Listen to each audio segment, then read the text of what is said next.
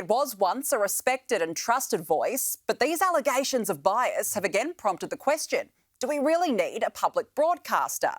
ABC Managing Director David Anderson has rejected suggestions it's compromised by any left-wing prejudice, but many Conservatives say the taxpayer Goliath's one-sidedness is making a mockery of its charter obligation to be neutral.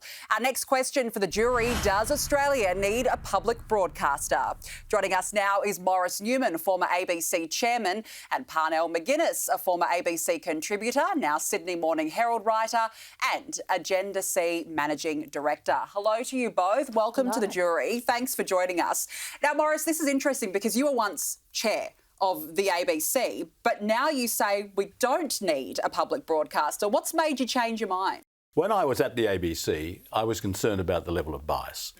I actually gave a speech to 200 of the top people within the ABC. It brought the roof down because I thought they needed to be more curious, particularly on questions like climate change. I was shunned from that moment on. There was never another one of those meetings.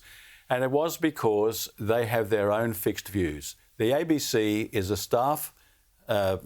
self-serving staff collective. Mm-hmm. And whatever is the particular topic, you can bet your life that there's a predictable position that they will take on it. It's a clear bias. Okay. Why we bother to argue the case, I have no idea. I mean, it is so obvious. OK, well, Parnell, on the other end, you still think that we need a public broadcaster. Why? I do. I think it's actually a really important cultural unifier. So it's very important for a country to have a number of institutions in which it sees itself reflected. We can argue about whether the ABC is doing that adequately, but that doesn't mean that we should think about abolishing it. So, I mean, for instance, likewise with Medicare. Medicare is not always perfect, and it is much better when it's supplemented with private health as well if you can, but it doesn't mean that we would want to abolish Medicare. There's a principle of universality which is important, and that certainly transfers into the cultural realm as well. With due respect, Medicare is not analogous with public broadcasting. Public broadcasting was set up in 1932 in order to unite the country. Everything I see that goes on at the ABC is dividing the country. But we wouldn't abolish Medicare because one thing doesn't work about it. We shouldn't abolish the ABC. It should be reformed. It does need work. It's beyond reform. I don't think we should. It's like saying that because the country votes for the Labor Party, we should abolish democracy. Nonsense. It means that you need to make stronger arguments and get better and stronger institutions so that you can prosecute your case. But does it lack self-awareness? It can lack a lot of self-awareness. I will absolutely accept that. So a lot of the time, the problem with the ABC is not, well, in a way, it has a lot of self-awareness. It's not able to put that into action. And I'm sure that this is something that Maurice would have seen and could back me up on. There are a lot of people within the ABC who understand the issues that we're facing currently. They don't particularly like the bias. What they struggle with is being able to make that change. So that is really where Conservatives and Labor-leaning people, left-leaning people alike should come together on this, that it is really important for the institution to improve, because when it improves, it's not just Conservatives that get a better deal out of it, but the entire nation. The ABC is supposed to inform and entertain. There's nothing about the ABC which is distinctive. There's nothing about the ABC which goes to Australia's culture. It is a contrived culture which goes to the green left, and it is totally unaccountable. There are no consequences. There are some things which the ABC can do which can't be done by a private broadcaster as well. So recently, for instance, we saw the Four Corners episode on supermarkets, and they interviewed Brad Banducci, the CEO of Woolworths.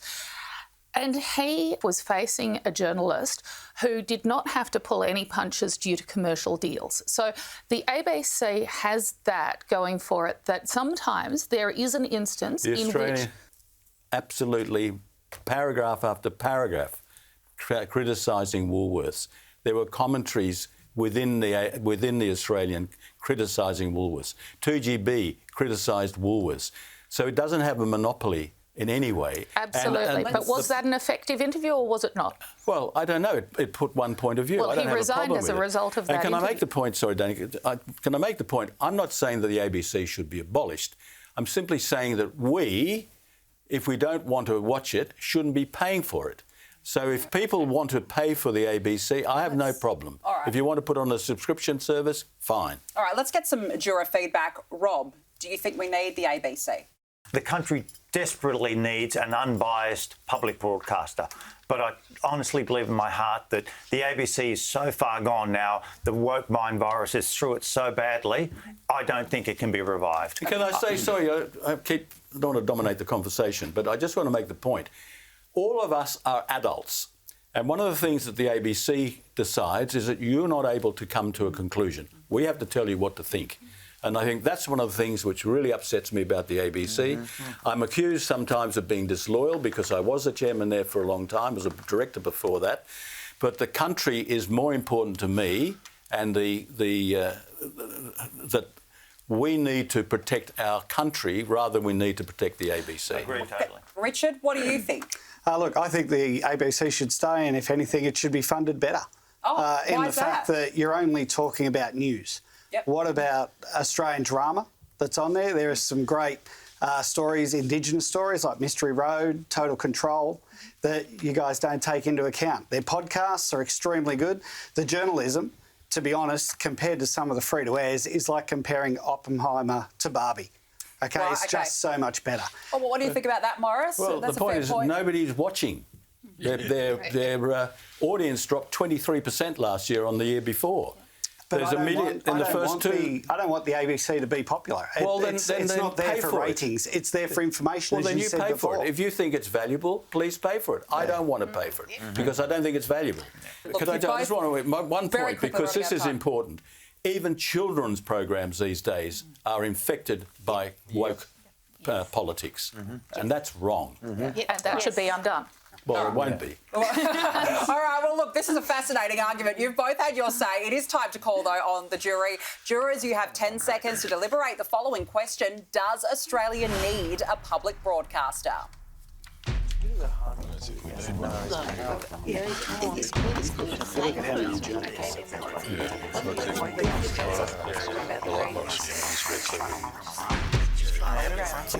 Time is up. What is the jury's verdict? OK, we have got 1, 2, 3, 4, 5 yeses. Yes, 5 yeses, and the rest of you say no, that we don't need a public broadcaster. Roy, up the back, what do you think? Well, I think the ABC, as Morris suggested, no one's watching it. They've sacrificed their audience for their own, Marxist values. And it does, I think it fulfills an important role for emergencies and to keep us as one unified country. But it has to change.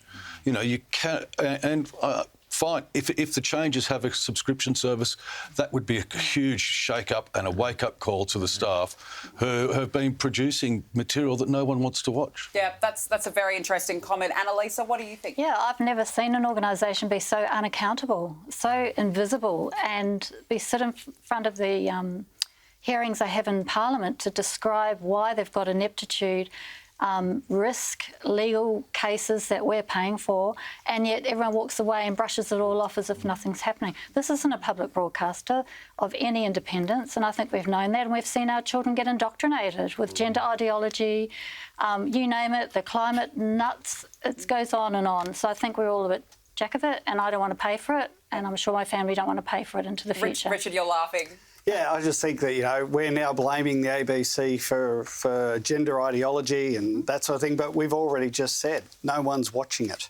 So how are they indoctrinating people if you're not watching it? The benefits of the ABC with the talent they bring through to the other networks and the shows they produce, whether they be Indigenous, whether they be gender, whether they be disabled, far outweighs. And there's shows that you're not going to see on free-to-air because free-to-air is so concerned with ratings. Yeah. And that's what I mean. The ABC shouldn't be worried about ratings. They should be worried about bringing the next generation through that will then be picked off by the free-to-airs. Well, look, it's a fascinating argument, one that's come back to the forefront this week with more claims of bias, but it's a good chat to have Parnell, McGuinness and Maurice Newman. Thanks, Great Danica. to speak Thank with you you both. Thank you for joining us this evening.